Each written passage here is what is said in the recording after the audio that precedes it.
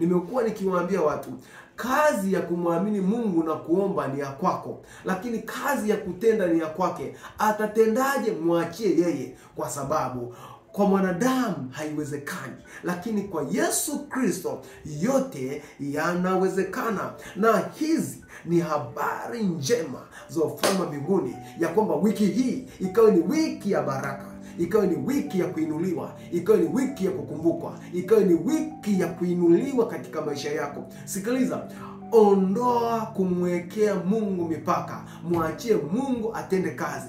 Fanya kazi, muamini Mungu, lakini mwachie Mungu atende.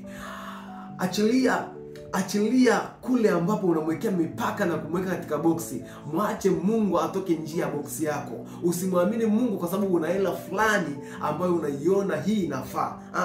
Mwachie Mungu atende hata kwa ukubwa kuliko vile unavyofikiri. Ndio maana neno la Mungu nasema, atukuzwe yeye awezaye kufanya mambo makubwa mno kuliko yale tuwazayo. Kumbe Mungu anaweza kutenda mambo makuu kuliko unayowaza wewe. Ondoka katika kumfunga Mungu katika boksi. Usimwamini Mungu kwa mshahara wako ulioko. Muamini Mungu nje hata ya mshahara wako.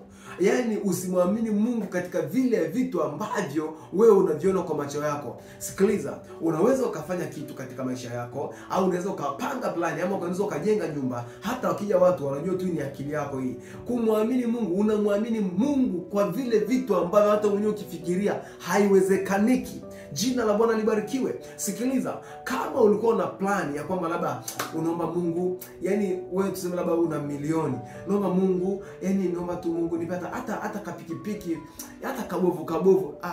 Mungu wetu hayuko hivyo. Jina la Bwana libarikiwe.